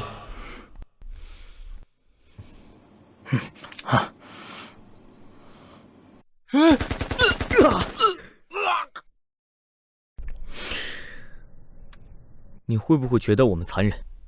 在缅国，你要是不残忍，死的就是你了。说得对，不过还有一点，咱们中国人绝对不能被欺负。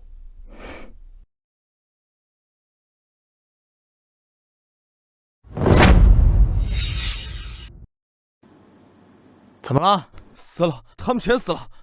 什么全死了？屠鹰的人，他们全死了。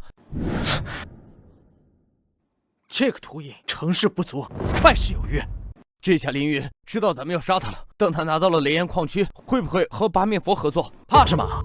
这地盘是早就划分好了的，统一归4大家族管。即便是要降罪，咱们这个地盘也是由南山将军管理。他们两个敢合起伙来吞并咱们，那就是和4大家族和整个缅国已经约定俗成的规则作对。他们不敢。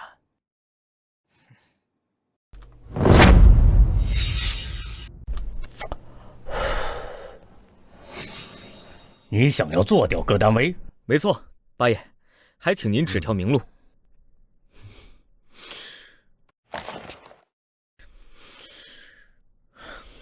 这是第一笔钱，后续还会有10个亿的缅币。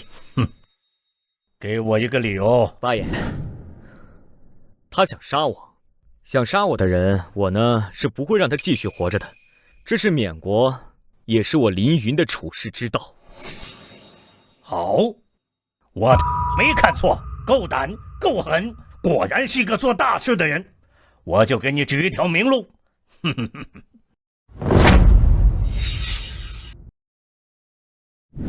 我们这些矿区负责人，其实都是同一区域内那些特大的军阀给定的。有了他们的力量，我们这些矿区负责人才能做土皇帝。为了感谢这些军阀头子，矿区的负责人会在特定的时间给他们送东西，比如南山将军收到的那块假的翡翠原石，就是别人孝敬他的。那八爷，您的意思是，那特定的日子就快要到了？没错，3日后，戈丹威会向南山将军孝敬一批好的料子。凌云，你在我的地盘做过的事情，我都知道。左眼不可能一块石头都看不中。我不知道你用了什么手法，但是这个手法你可以再用一次。如果戈丹威送不好的东西给南山将军，他的结果只有一个：死。真是没想到啊，戈丹威上面的人竟然是南山将军，这可真是太巧了。谢八爷。你不欠我的，你不用谢我，我也不欠你的，我只是拿你的钱帮你办事。我懂，八面佛这种人在缅国反而是最可交的。南山将军，戈丹威在3天后会拿不好的东西滥竽充数来孝敬您。凌云，你知道告诉我假消息的下场是什么吗？南山将军，我知道，我肯定不敢给你假的消息。之所以告诉你这个消息，是因为我想问一问你，歌丹卫的地盘能不能也归我管？如果只是来告诉南山将军，歌丹卫要送不好的东西，而不要利益，会让南山将军起疑心的。所以，我必须为自己争取一点东西。这件事，如果你说的是真的话，我是可以答应。还是我先前说的，有些东西是需要以命来搏的。既然你愿意以生命为代价，那我就可以成全你。谢谢南山将军。南山将军，凌云怎么会在这里？开始吧。怎么我有种不太好的预感？葛丹卫，你什么意思啊？这是什么都没准备？当然不会。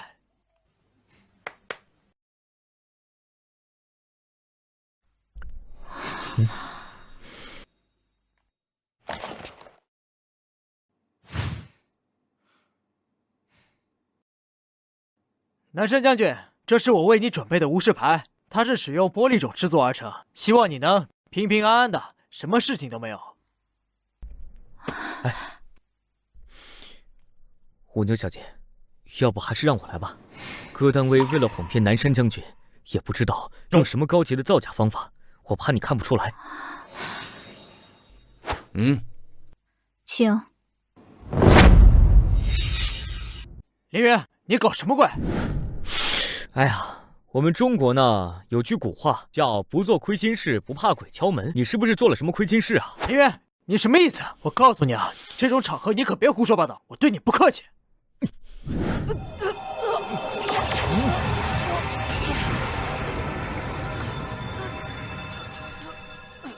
哇，戈丹威，你拿一块假的翡翠石头当真的来糊弄南山将军，你还要对我不客气？凌云，少胡说八道，松手！你。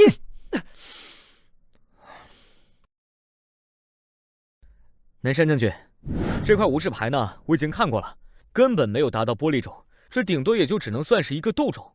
不过他拿斗种孝敬您呢，这并没有什么。哎，有可能是他今年的收益不太好，但是他拿斗种还非说成是玻璃种，这简直是把您当傻子玩。凌云，别胡说八道，玻璃种是我亲自把关的，怎么可能是斗种？南山将军，不要听他胡说呀！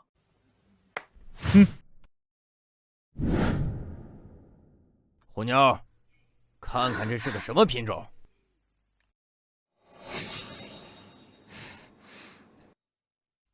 回南山将军，这顶多就是一块斗种。哼，还有什么好说的？这怎么可能？这绝对不可能！怎么会这样？你。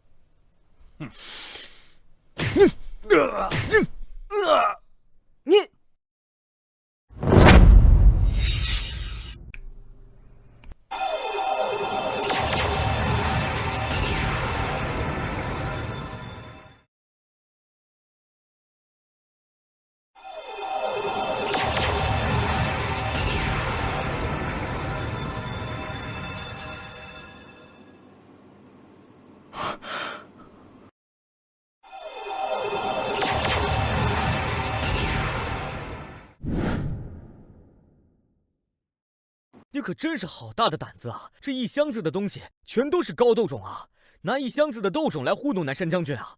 你真的是在玩南山将军啊！凌云，你别胡说八道！我怎么可能拿一箱斗种起步的翡翠来孝敬南山将军？这和我自己送死有什么区别？那你解释一下这一箱子怎么回事？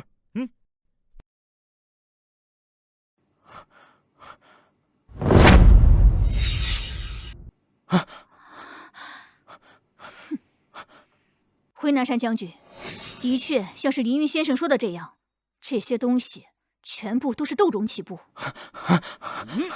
葛大威，你还有什么好说的？你还有什么话要留下的？南山将军，听我说，我真的没有准备这么多斗种来着，我这样做和我自己找死有什么区别啊？我的目的是什么呢？我不明白你什么目的，但你的确带了这些斗种来侮辱我，单凭这一点，你就该死。虽然不知道这个凌云使了什么手段，但今天肯定是栽了，老子要你们陪葬呀！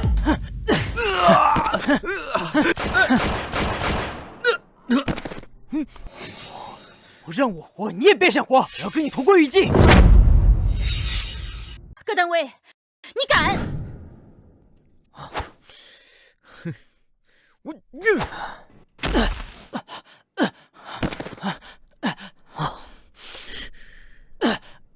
凌云，你敢！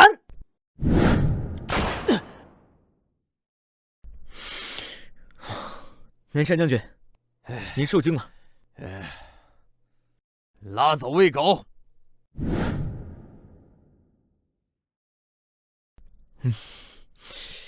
凌云，这次谢谢你。不客气，南山将军，我救你呢，也不完全是为了你，还为了我自己。好啊，这句话我喜欢，就是为了你自己。行，我答应你了，把各单位的地盘交给你，但是你要给我一段时间。你先去雷岩矿区吧，最多半个月时间，我会找人把各单位的地盘转交给你。行，谢谢南山将军。